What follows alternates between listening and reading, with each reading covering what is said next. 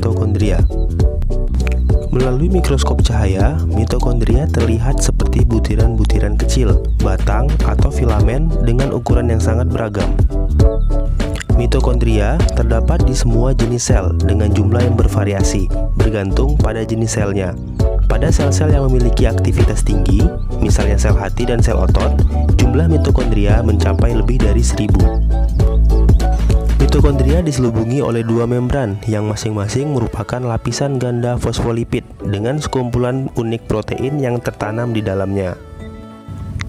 Membran luar bertekstur mulus, namun membran dalam berlipat-lipat dengan pelipatan ke dalam yang disebut krista.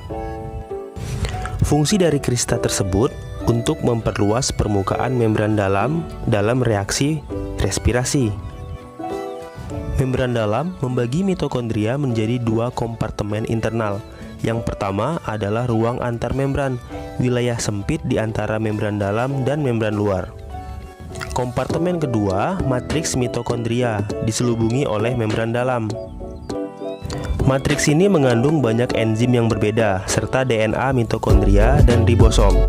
Enzim-enzim dalam matriks mengkatalisis beberapa langkah respirasi seluler. Mitokondria merupakan organel sel yang berfungsi sebagai tempat respirasi sel untuk menghasilkan energi dalam bentuk ATP. Dengan demikian, dapat dikatakan bahwa mitokondria adalah pembangkit energi atau dinamo bagi sel. Energi dihasilkan dalam bentuk ATP dan digunakan untuk seluruh aktivitas sel. Sekian pembahasan tentang mitokondria dan fungsinya. Sampai jumpa di pembahasan selanjutnya. Terima kasih. Sel plastida.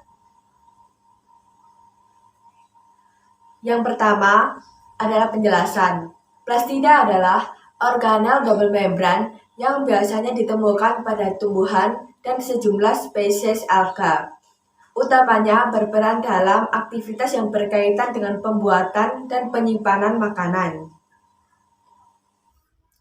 Yang kedua yaitu struktur plastida. Struktur plastida yang pertama, membran luar. Yang kedua, memiliki permukaan bersifat rata untuk mengatur keluar masuknya zat. Yang ketiga, ruang antar membran untuk permeabel terhadap zat yang masuk.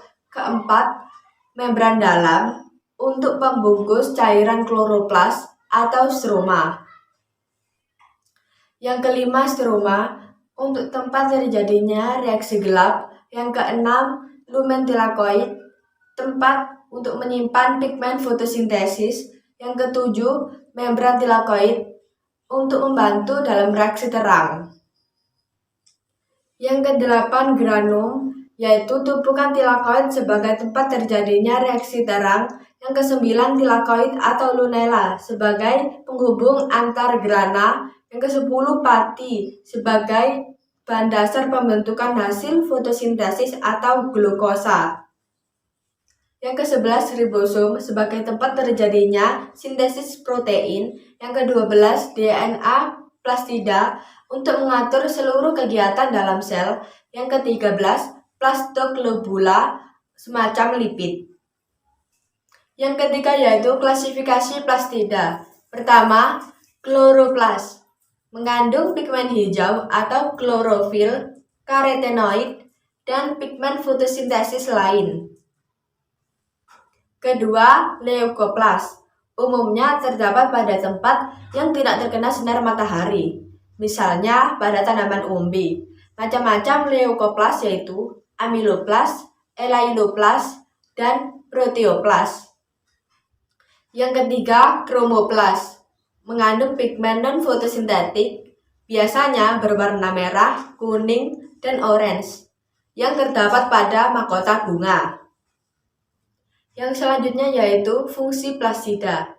Yang pertama, pada reproduksi tumbuhan, yaitu 1. Menyimpan makanan berupa leukoplas, kromoplas, serta berperan dalam perubahan warna daun.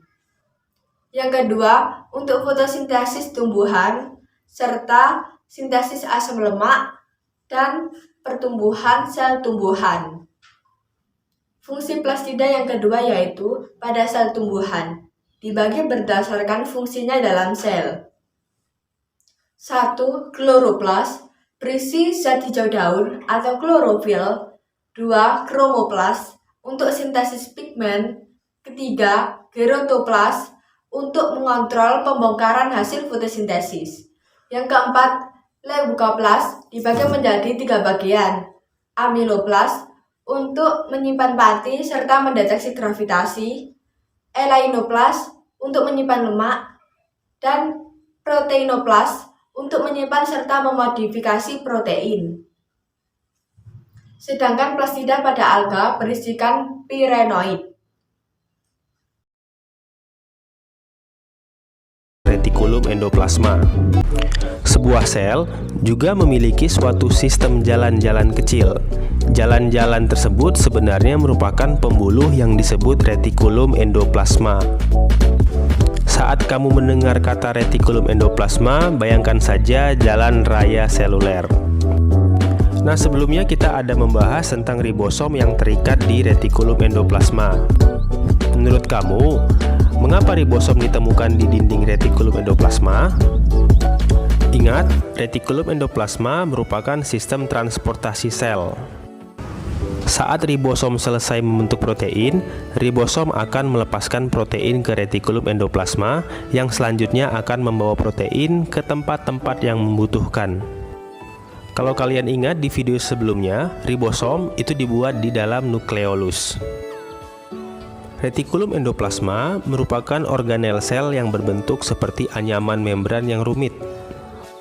Retikulum endoplasma terbentuk dari membran luar nukleus yang merupakan tempat melekatnya retikulum endoplasma. Retikulum endoplasma menghubungkan membran nukleus dengan membran sel. Secara umum, retikulum endoplasma berfungsi menghasilkan, mengedarkan, dan menyimpan produk-produk sel.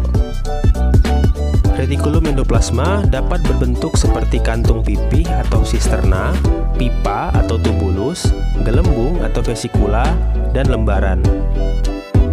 Ada 2 jenis retikulum endoplasma. Yang pertama adalah retikulum endoplasma kasar, dan yang kedua adalah retikulum endoplasma halus. Nah, pada retikulum endoplasma kasar, di permukaannya terdapat sejumlah ribosom yang menempel. Adanya ribosom tersebut memberikan penampakan kasar atau bergranula pada retikulum endoplasma sehingga disebut retikulum endoplasma kasar. Retikulum endoplasma kasar ini berfungsi untuk sintesis protein karena adanya aktivitas ribosom. Hasil dari sintesis protein disimpan dan disalurkan ke dalam sitoplasma melalui retikulum endoplasma. Selanjutnya ada retikulum endoplasma halus. Retikulum endoplasma halus tidak memiliki ribosom pada permukaan membran luarnya sehingga tampak halus. Retikulum endoplasma halus berperan dalam sintesis dan transportasi glikogen, lemak, dan steroid. Pada sel otot, retikulum endoplasma disebut sebagai retikulum sarkoplasma yang berfungsi sebagai medium untuk konduksi impuls dan transport ion kalsium yang diperlukan dalam kontraksi otot. Adalah badan Golgi atau aparatus Golgi. Coba kamu bayangkan suatu proses perakitan mobil. Pekerja pertama membuat rangka mobil. Pekerja berikutnya menambahkan mesin, kursi, dan bagian-bagian lainnya. Nah, dalam hal ini, ribosom adalah pekerja pertama. Ribosom membentuk protein besar. Selanjutnya, badan Golgi mengambil protein-protein tersebut dan menjadikannya protein besar. Setelah selesai, ribosom melepaskan protein-protein baru ke dalam sel untuk memperkuat dan membangun sel. Badan Golgi merupakan organel sel yang terdiri atas setumpuk kantung pipih yang dibatasi oleh membran. Badan Golgi terdapat di dalam semua sel hewan dan sel tumbuhan, terutama sel-sel aktif yang melakukan sekresi. Nah, kalau pada sel tumbuhan, badan Golgi ini bisa juga disebut sebagai diktiosom. Fungsi utama badan Golgi adalah untuk menyimpan hasil sekresi sel. Badan Golgi juga menyimpan protein dan lemak yang disintesis di dalam retikulum endoplasma dengan cara menggabungkan vesikula yang lepas dari retikulum endoplasma dengan kantong pipih badan Golgi. Hasil sekresi sel disimpan di dalam vesikula yang akan bergerak menuju membran sel untuk mengeluarkan hasil sekresi.